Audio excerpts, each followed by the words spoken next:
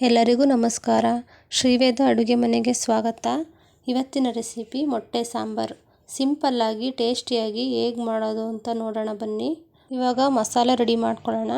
ಒಂದು ಮಿಕ್ಸಿ ಜಾರ್ಗೆ ಕಟ್ ಮಾಡಿರೋ ಒಂದು ಈರುಳ್ಳಿ, 2 ಇಂಚು ಶುಂಠಿ, ಒಂದು 4-5 ಹೆಸರು ಬೆಳ್ಳುಳ್ಳಿ, ಸ್ವಲ್ಪ ತೆಂಗಿನಕಾಯಿ, 2 ಸ್ಪೂನು ಅಚ್ಚ ಖಾರದ ಪುಡಿ. ನಾನಿಲ್ಲಿ 2 ಸ್ಪೂನ್ ತೊಗೊಂಡಿದ್ದೀನಿ. ನೀವು ಖಾರಕ್ಕೆ ಎಷ್ಟು ಬೇಕೋ ಅಷ್ಟು ತೊಗೋಬೋದು.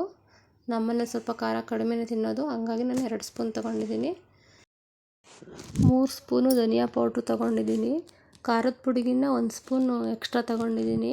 ಯಾಕೆ ಅಂದರೆ ಸಾಂಬಾರು ಸ್ವಲ್ಪ ಗಟ್ಟಿ ಬರುತ್ತೆ, ಸೊ 1 ಸ್ಪೂನ್ ಎಕ್ಸ್ಟ್ರಾ ಹಾಕಿದ್ದೀನಿ.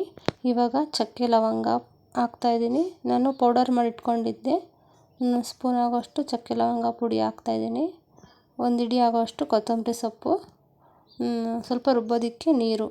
ನೈಸಾಗಿ ರುಬ್ಕೊಳ್ಳೋಣ. ನೈಸಾಗಿ ರುಬ್ಬೋದ್ರಿಂದ ಮಸಾಲೆ ಚೆನ್ನಾಗಿ ಬರುತ್ತೆ, ಹಾಗಾಗಿ ರುಬ್ಬಿದ್ದಾಯಿತು. ಇವಾಗ ಒಂದು ಪಾತ್ರೆಗೆ 4 ಟೇಬಲ್ ಸ್ಪೂನ್ ಆಗೋಷ್ಟು ಎಣ್ಣೆ ಬಿಸಿ ಆದಮೇಲೆ ಸಾಸಿವೆ ಹಾಕ್ತಾಯಿದ್ದೀನಿ. ಸಾಸಿವೆ ಸಿಡಿದ ನಂತರ ಕಟ್ ಮಾಡ್ಕೊಂಡಿರೋ 2 ಈರುಳ್ಳಿ ಹಾಕ್ತಾಯಿದ್ದೀನಿ. ಈರುಳ್ಳಿ ಲೈಟಾಗಿ ಬ್ರೌನ್ ಕಲರ್ ಬರಬೇಕು, ಹುರ್ಕೋಬೇಕು ಬ್ರೌನ್ ಕಲರ್ ಬರೋ ಹಾಗೆ. ನೆಕ್ಸ್ಟು ನಾನು ರುಬ್ಕೊಂಡಿದ್ನಲ್ಲ ಮಸಾಲೆ, ಅದನ್ನು ಸೇರಿಸ್ತಾ ಇದ್ದೀನಿ. ರುಬ್ಬಿಟ್ಕೊಂಡಿರೋ ಮಸಾಲೆ ಸೇರಿಸ್ತಾ ಇದ್ದೀನಿ. ಮಸಾಲೆ ಹಸಿ ಸ್ಮೆಲ್ ಹೋಗೋವರೆಗೂ ಸ್ವಲ್ಪ ಕುದಿಸ್ಕೋಬೇಕು. ನಂತರ ನನ್ನ ಮಸಾಲೆಗೆ ಎಷ್ಟು ನೀರು ಬೇಕೋ ಅಷ್ಟು ನೀರು ಅಡ್ಜಸ್ಟ್ ಮಾಡಿಕೊಂಡು ಮಿಕ್ಸ್ ಮಾಡ್ಕೊಬೇಕು. ಮಿಕ್ಸ್ ಮಾಡ್ಕೊಂಡಿದ್ಮೇಲೆ ರುಚಿಗೆ ತಕ್ಕಷ್ಟು ಉಪ್ಪು ಸೇರಿಸ್ಬೇಕು. ನಾನಿಲ್ಲಿ ಕಲ್ಲುಪ್ಪು ಸೇರಿಸ್ತಾ ಇದ್ದೀನಿ. ನಿಮಗೆ ಬೇಕಿದ್ರೆ ಪುಡಿ ಉಪ್ಪು ಸೇರಿಸ್ಕೋಬೋದು, ಆದರೆ ಕಲ್ಲುಪ್ಪು ಸೇರಿಸೋದ್ರಿಂದ ಟೇಸ್ಟ್ ಚೆನ್ನಾಗಿ ಬರುತ್ತೆ, ಹಾಗಾಗಿ ನಾನು ಕಲ್ಲುಪ್ಪು ಹಾಕ್ತಾಯಿದ್ದೀನಿ. ಮಸಾಲೆಗೆ ಇನ್ನೂ ಸ್ವಲ್ಪ ನೀರು ಸೇರಿಸಿ ಒಂದು ಸಲ ಮಿಕ್ಸ್ ಮಾಡ್ತಾಯಿದ್ದೀನಿ. ಮಿಕ್ಸ್ ಮಾಡಿದ್ಮೇಲೆ ಇದು ಒಂದು ಕುದಿ ಬರಬೇಕು. ಒಂದು ಲಿಡ್ನ ಕ್ಲೋಸ್ ಮಾಡಿ ಕುದಿಲಿಕ್ಕೆ ಬಿಡೋಣ.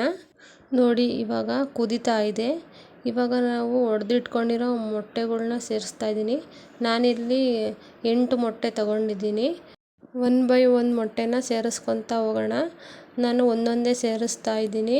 ಒಂದ್ರ ಪಕ್ಕ ಒಂದು ಸೇರಿಸ್ಬಾರ್ದು, ಬಿಚ್ಕೊಂಡ್ಬಿಡ್ತವೆ ಎಲ್ಲ ಮೊಟ್ಟೆನೂ. ಹಂಗಾಗಿ ಒಂದ್ರ ಪಕ್ಕ ಒಂದು ಸೇರಿಸ್ದಂಗೆ ಸ್ವಲ್ಪ ಡಿಸ್ಟೆನ್ಸಲ್ಲಿ ಸೇರಿಸ್ತಾ ಇದ್ದೀನಿ. ನೀವು ಜಾಸ್ತಿ ಮೊಟ್ಟೆ ಸೇರಿಸ್ತೀವಿ ಅನ್ನೋದಾದರೆ ಮಸಾಲೆ ಸ್ವಲ್ಪ ಜಾಸ್ತಿ ಮಾಡ್ಕೊಬೇಕು. ನಾನಿಲ್ಲಿ 8 ಮೊಟ್ಟೆಗೆ ಆಗೋಷ್ಟು ಮಸಾಲೆ ಮಾಡ್ಕೊಂಡಿದ್ದೀನಿ, ಹಾಗಾಗಿ ನನಗೆ ಈ ಮಸಾಲೆ ಸಾಕಾಗುತ್ತೆ. ಇವಾಗ ಮೊಟ್ಟೆಗಳು ಕುದಿಲಿಕ್ಕೆ ಬಿಡೋಣ. ನಂತರ ಮೊಟ್ಟೆ ಇವಾಗ ಕುದ್ದಿದ್ದಾಗಿದೆ. ಇವಾಗ ಒಂದೊಂದೇ ಮೊಟ್ಟೆ ಸ್ಪೂನ್ ಸಹಾಯದಿಂದ ಒಂದೊಂದೇ ಮೊಟ್ಟೆನ ಈ ಥರ ಮಿಕ್ಸ್ ಮಾಡಬೇಕು. ಒಟ್ಟಾಗಿ ಎಲ್ಲ ಮೊಟ್ಟೆನೂ ಒಂದೇ ಸತಿ ಮಿಕ್ಸ್ ಮಾಡಿಬಿಟ್ರೆ ಎಲ್ಲ ಮೊಟ್ಟೆನೂ ಬಿಚ್ಚೋಗ್ತವೆ, ಹಾಗಾಗಿ ಒಂದೊಂದೇ ಮೊಟ್ಟೆನ ಸಪ್ರೇಟಾಗಿ ನೋಡಬೇಕು.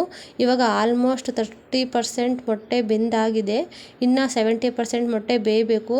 ಇವಾಗ ನೋಡಿ ಎಷ್ಟು ಕಲರ್ಫುಲ್ಲಾಗಿ ಎಷ್ಟು ಚೆನ್ನಾಗಿ ಬಂದಿದೆ, ಘಮ ಸೂಪರಾಗಿ ಬರ್ತಾ ಇದೆ. ಮಧ್ಯಾಹ್ನ ಲಂಚ್ಗೆ, ನೈಟ್ ಡಿನ್ನರ್ಗೆ ಬೇಗನೆ ಮಾಡ್ಕೊಂಬಿಡ್ಬೋದು. ಟೇಸ್ಟಿಯಾಗಿ ಚೆನ್ನಾಗಿರುತ್ತೆ ಮೊಟ್ಟೆ ಸಾರು. ಇವಾಗ ಬೇಯಲಿಕ್ಕೆ ಬಿಡೋಣ. ಒಂದು ಲಿಡ್ನ ಕ್ಲೋಸ್ ಮಾಡಿ ಬೇಯಲಿಕ್ಕೆ ಬಿಡೋಣ. ನೋಡಿ ಇವಾಗ ಬೆಂದಿದೆ. ಲಿಡ್ ಓಪನ್ ಮಾಡ್ತಾ ಇದ್ದೀನಿ. ನೋಡಿ ಎಷ್ಟು ಚೆನ್ನಾಗಿ ಕಲರ್ಫುಲ್ಲಾಗಿ ಬಂದಿದೆ ಮೊಟ್ಟೆ ಎಲ್ಲ. ಇವಾಗ ಆಲ್ಮೋಸ್ಟ್ ಎಲ್ಲ ಬೆಂದೋಗ್ಬಿಟ್ಟಿದೆ. ಇವಾಗ ಒಂದು ಪ್ಲೇಟ್ಗೆ ಸರ್ವ್ ಮಾಡ್ಕೊಳ್ಳೋಣ.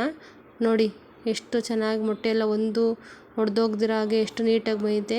ಇವಾಗ ಸರ್ವ್ ಮಾಡ್ತಾ ಇದ್ದೀನಿ. ನೋಡಿ ನಾನು ಮುದ್ದೆ ಜೊತೆ ಮತ್ತು ರೈಸ್ ಜೊತೆ ಕಾಂಬಿನೇಷನ್ ಆಗಿ ಮೊಟ್ಟೆ ಸಾಂಬಾರು ಮಾಡಿದ್ದೀನಿ. ತುಂಬ ಟೇಸ್ಟಿಯಾಗಿ ಚೆನ್ನಾಗಿ ಬಂದಿತ್ತು. ನೀವು ಒಂದು ಸತಿ ಟ್ರೈ ಮಾಡಿ. ಈ ರೆಸಿಪಿ ಇಷ್ಟ ಆಗಿದ್ರೆ ಶೇರ್, ಕಮೆಂಟ್ ಆ್ಯಂಡ್ ಲೈಕ್ ಮಾಡಿ. Thank you.